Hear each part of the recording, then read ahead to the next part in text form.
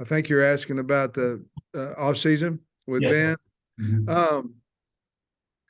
He's brought a lot of enthusiasm along with his assistants, a lot of energy, a lot of enthusiasm. It's been hard now. I mean, we've got to get better, obviously every year, but we needed this spring, this winter conditioning. It's been tough. The kids have worked extremely hard. Ben and his group are so positive, energetic, along with the other new guys I've hired, Trey, and I think it's went real well. We've had a few injuries, um, but nothing too severe. But they've worked extremely hard. Wondering if you could tell me anything about Jaheim Singletary. Well, I can now because he's signed his SEC agreement with us. He was here on his OV this Sunday, Monday, and left this morning, and we were very fortunate that he. You'll have to talk to him, Trey, but I can talk about him since he signed his SEC agreement with us. We're excited about him. I mean, big time player out of Georgia. Tom? Hey, Sam, last we talked to you on Travis Williams, you were just like, he's going to be aggressive. But I wonder, like, between then and now, you have any further ideas or stuff you can share in terms of what you think he'll bring defensively, maybe the schematic that's different? I think the biggest thing, we're going to have 4 bigs on the field, on the D line. I think that's the biggest thing that I wanted. Sometimes we weren't able to do that because just of personnel, but I think we're set up better for that now. Right now, he has installed through our walks, field and boundary blitzes, things of that nature. We haven't got too extreme, but we are running multiple fronts and things of that nature with movement, and I think what he does will fit our personnel very, very, very, very well. Okay, and this is kind of a long question, but it has to do with personnel. I think you've got 22 new guys on the roster for the spring, in addition to walk-ons and stuff. But just all the changes have taken place since you've become a head coach, and I'm wondering, managing that, how's it gone? And then you had one of the higher numbers of players enter the portal. So is there anything you can put your finger on in your exit interviews or what have you that has led to the roster transition you guys have undergone? Well, to be perfectly honest with you, I think some guys come in and they see that they're not going to be able to play. Maybe they have been over recruited or have gotten a spot to where they don't want to wait 2 or 3 years to get on the field, or they don't want to compete for 2 or 3 years to get on the field. And those are guys you understand a little bit more. And then the other ones are guys that, for whatever reason, whether it be NIL, playing time, then they or somebody, poaches them from your roster. Those are a different story. I mean, so I can't tell you, Tom, that there aren't some guys that go in the portal where you're, okay, I understand it. And then there's some that don't. And you can't be both ways. You have to be happy for the young man that made the decision. I think, to be honest with you, I think it's pretty well known. I thought we needed a change, and strength wise, I thought we needed to do some different things, and that's not negative against anybody at all. It's just sometimes change is good, and I think these new coaches, what we learned from it, I guess, in the bottom line is we needed to communicate with our kids more often. We need to see them in settings other than just football, which we've done, and try to foster a relationship with these guys more than just on the field. I think we'll have guys enter the portal, and other teams will as through the years. certainly hope that it's not as many. You know, as of right now, we still have 8 scholarships left. And you talked about the 22 and 8, which equals 30, you know, because we have 8 that's not here, and then had 9 scholarships up. So we could, if we were able to sign 8 more, we'd have 39 changes, along with 5 or 6 coaches. And that's a lot of change, but they do give you time. And the way the rules are now, you can certainly get out with the kids and see your coaches coaching them in these walks and things of that nature that we're doing. So I think we'll be fine. As you well know, we had a fall season with first time head coach and no practice too. So I think we'll be fine. I'm really excited of where we are right now as far as relationship building with our kids. Okay, and then the new coaches, this big year for you, I guess, in the trajectory of the program. How do you think the new assistant coaches have fit in with what your ideals are? They're very, very, very loyal, hard workers, great recruiters. And basically, once we make a decision in there, that's exactly what, to the T, exactly what we're going to do. And that's been on both sides of the ball with all of our new coaches and including our strength coach. So, I feel like at this point, and I don't see it going any other direction, I feel like we've really hit a home run with our hires. Otis. Yeah, Sam, you mentioned the injuries a while ago. I'm not going to ask you to list everybody that's hurt, but is there some players that won't be able to participate this spring? Yeah, Completely. and to be perfectly honest with you guys, I'd like to. I love the question. I'd like to stay specifically about specific injuries. You guys will see them out there, but yes, there'll be some guys that miss part of spring.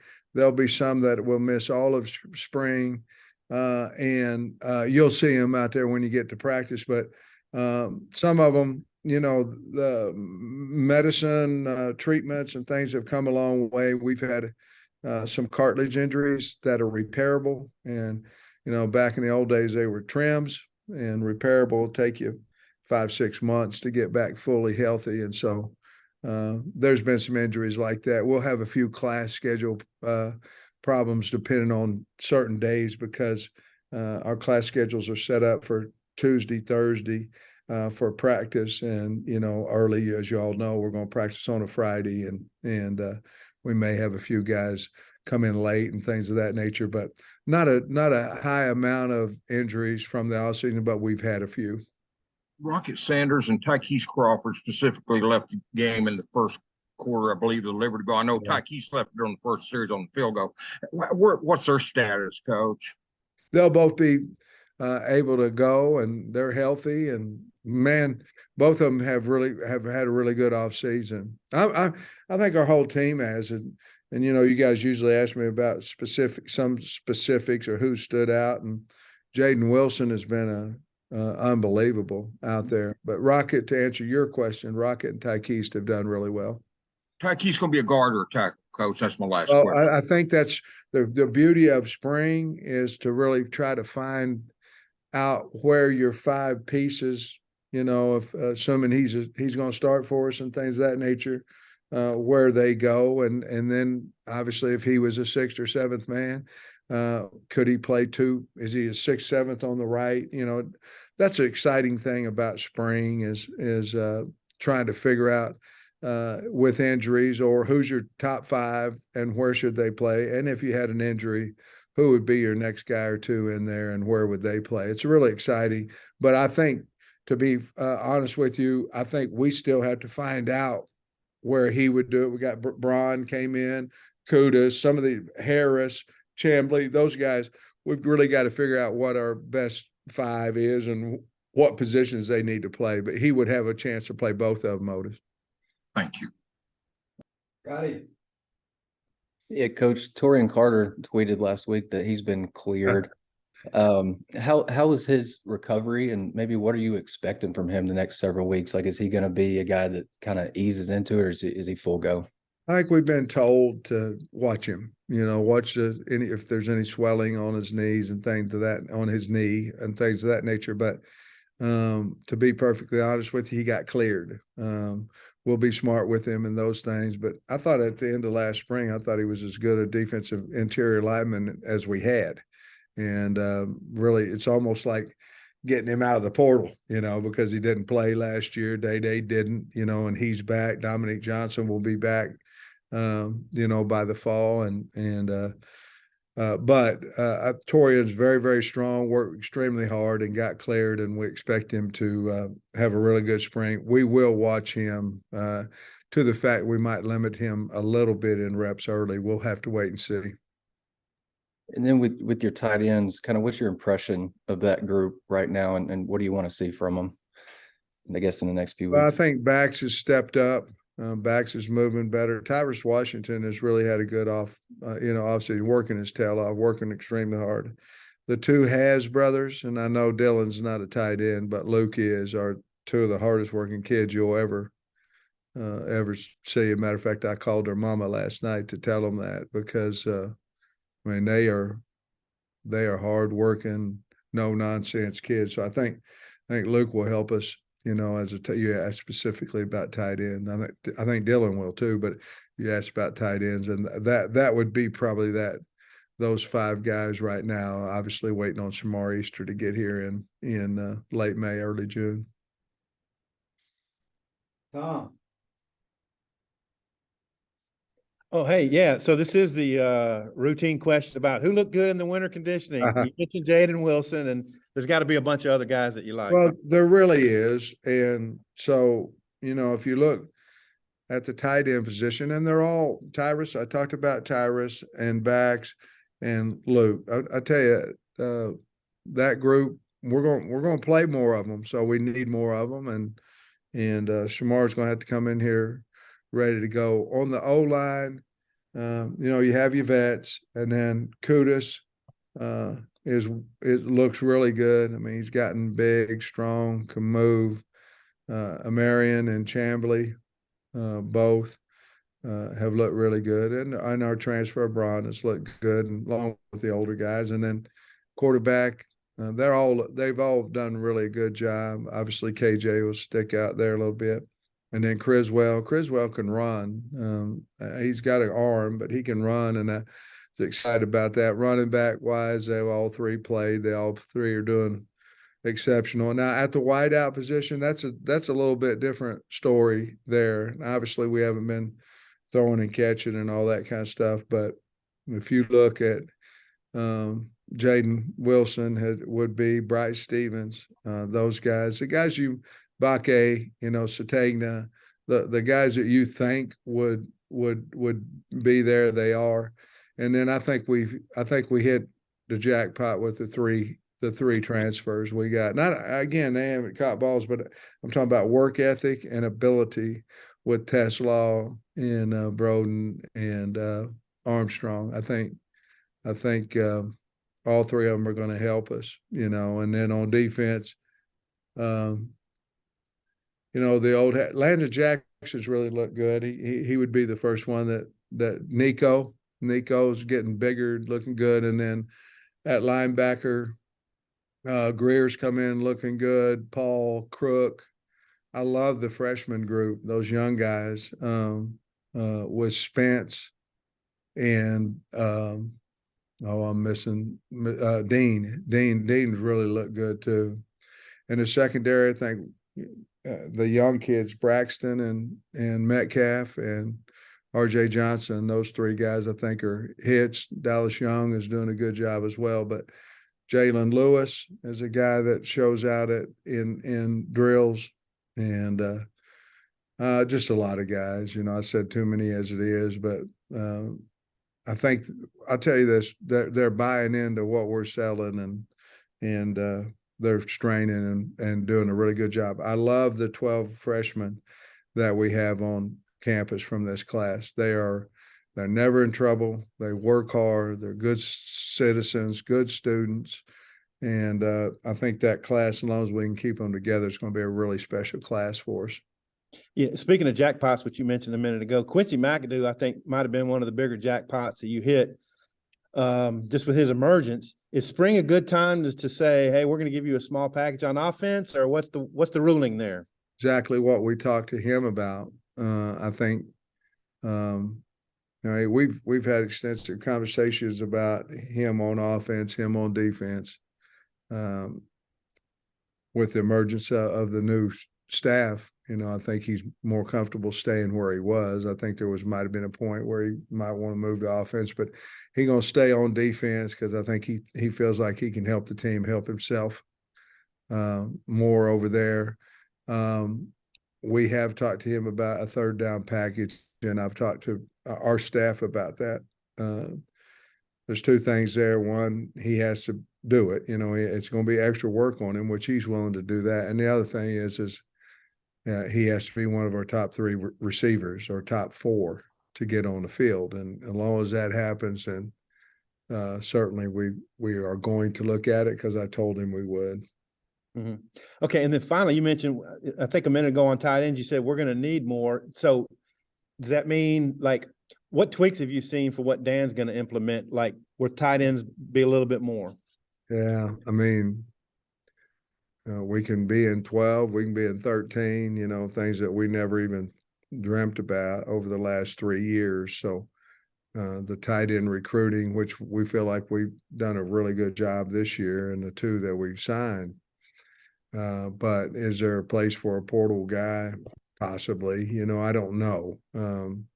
I really like who's in there. But at the same time, I think we've got to make sure that by when the portal opens back up that we're ready to go with.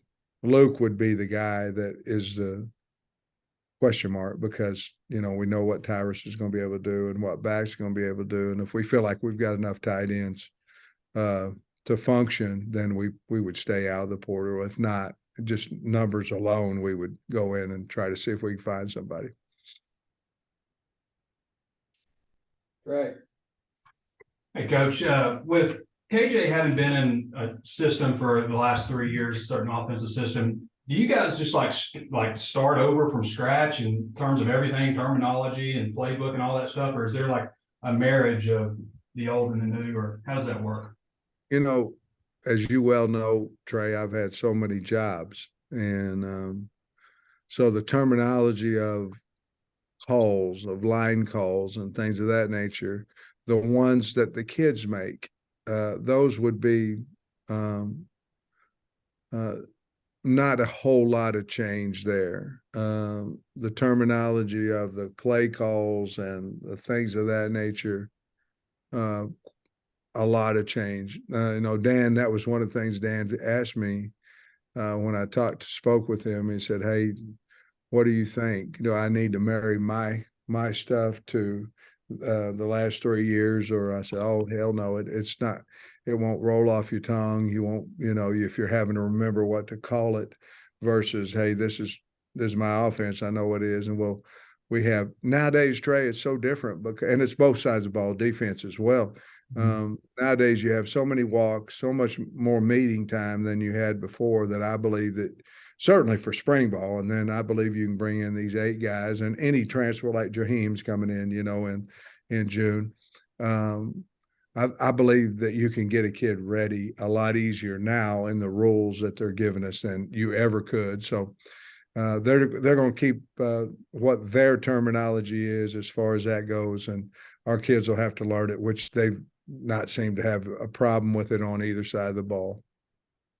Not anointing anybody as a starter or anything, but it looks like you've added some nice additions in the secondary, and you got a couple of cornerbacks returning. That might be a better question for Marcus Woodson, but how do you see that working out where you get the best 5 DBs out on the field? Again, I think that's what spring's for. I think the number one thing we have to do is come out of spring is know who our 5 best players are, not who our best safety is. If our second team corner is the best safety, then he needs to move back. We have to come out with who's the 5 best players on our football team and where we need to put them. That's the first thing. And we just, ironically, right before we started this Zoom, Darren and Marcus both were in here, and we were talking exactly that, because we just recently got the commitment from Jaheim And we're going, well, where are we going to? By the way, you can't ever have too many good players, but Wood and Wilson came in here and they've made a big, strong effort, knowing that we needed some help and knowing we had some good players as well. But I think the biggest thing we have to do is find out the 5 best we have. And so there will be, so you guys at practice, there will be a lot of different looks this spring of who's starting, who's playing field safety, boundary safety, corner, left tackle, right tackle. We don't have to say, here's our lineup until probably sometime in the summer, to be perfectly honest with you. We just want them to play and learn the game and learn the system.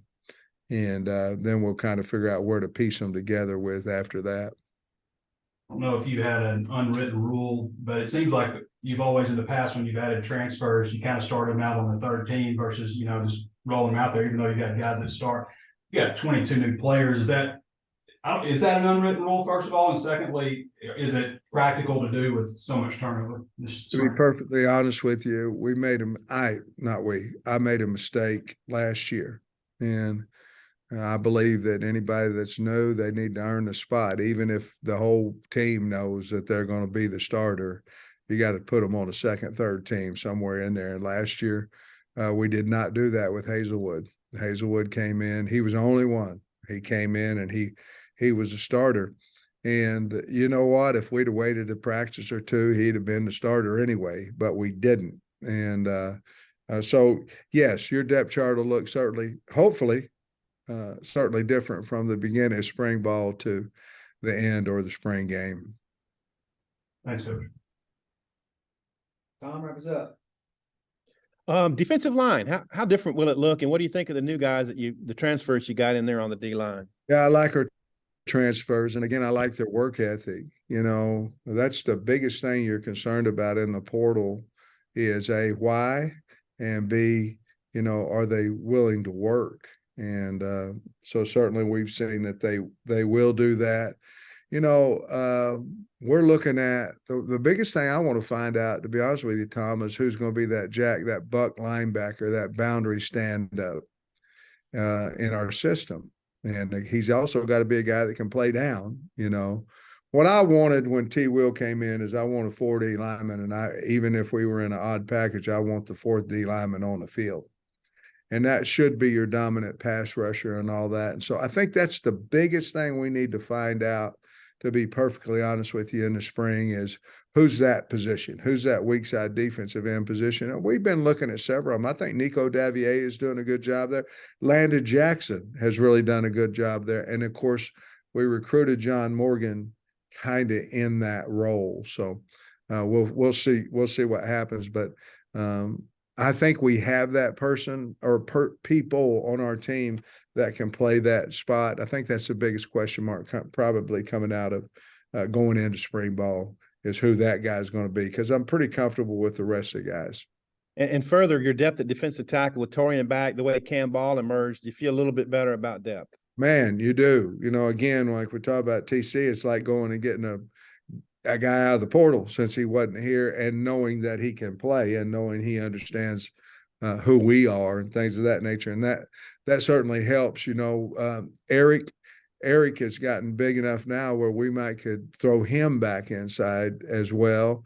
And I think Eric will be a multiple end and inside guy like he was last year. And certainly that would be a position that we might need to continue to add to, through the portal. Again, nothing negative towards the guys we have. That one, Sarah's a little light in depth, but not certainly talent, but in depth. What have you made of the communication between Dan Enos and KJ so far? Because that'll go such a long way in how your team plays this year, I think KJ, Tom, you'll ask him and he'll have a better answer, but I think KJ and Dan have a really good relationship. I think KJ believes that Dan can coach him to be not only a better quarterback at Arkansas, but a better opportunity in the National Football League by understanding pro type checks and schemes and things of that nature. And I think certainly KJ's bought into that. I think they've got a really nice relationship. I knew they would, but you got to work on those things. Appreciate it. See you Thursday, man. Okay, thanks, guys. Have a great day.